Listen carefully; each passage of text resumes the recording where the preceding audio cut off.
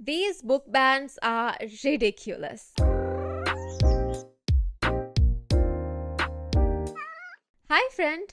Today we are going to be looking at absurd reasons why some of my favorite books keep getting banned over and over again. Now, you might be wondering, what the heck even is a book ban? Like, do you go to jail for a year for reading it, or does your store have to close because you sold it? Usually, a book ban is when a local authority, a school, or a library decides that a book is too controversial or inappropriate for a younger audience, so they decide to remove that book from their shelves. In extreme cases, though, a government might decide to ban a book.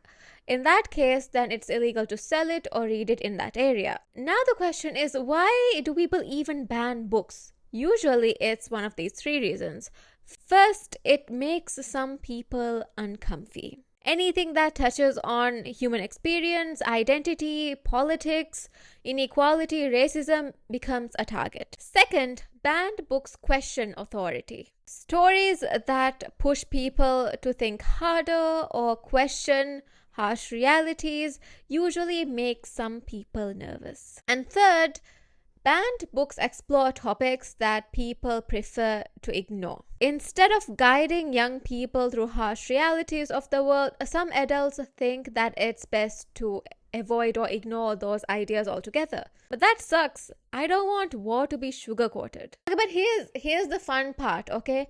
Now we are going to be looking at some of my favorite books that have been banned not once, not twice, but they have been going on the topmost banned book list multiple years. And the reasons are honestly absurd and hilarious at this point. Book number 1 is Harry Potter.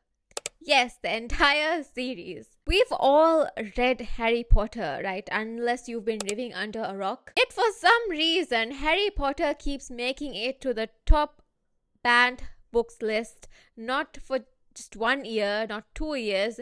They've made it for more than 4 years. And what I find so funny is how the description keeps evolving. For example, in 2001, Harry Potter was challenged for occult, Satanism, and anti-family themes.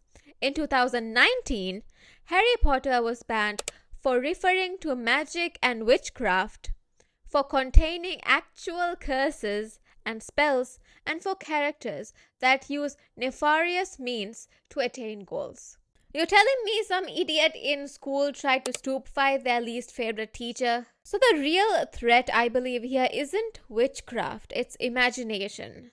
And that scares a lot of people. Book number 2 is The Catcher in the Rye. Listen to me, okay? Listen to me. This book is the realest teenager book I've ever read. Like, it's the national anthem of teenage rage. And yes, the main character swears because he's 16, he's unhappy, and he's surrounded by phonies. Did you guys expect him to speak royal English? You see, people expect and wish teenagers who are going through shit in life, who have so many things to figure out in their lives, to just deal with it quietly, to not question anything at all. Book number 3 is To Kill a Mockingbird, a classic. You've probably heard about it, but it's ridiculous, okay? Because they banned a book based on anti-racism because it had racism. Excuse me? This book doesn't celebrate injustice, it exposes it. People complain about the radical slurs, ignoring that the whole point was to reveal how deeply ingrained racism was. And still is. Book number 4 is Looking for Alaska, which was mainly banned due to a scene that may lead students to sexual experimentation. Now, here's the thing, okay? That scene that promotes sexual experimentation is 2 pages long, okay? And it's basically this really awkward scene between two teenagers, which is completely normal in real life. Now, I'm not saying that such behaviors among young people should be promoted, but the thing is, people need to understand that books, stories, fiction books aren't about morals.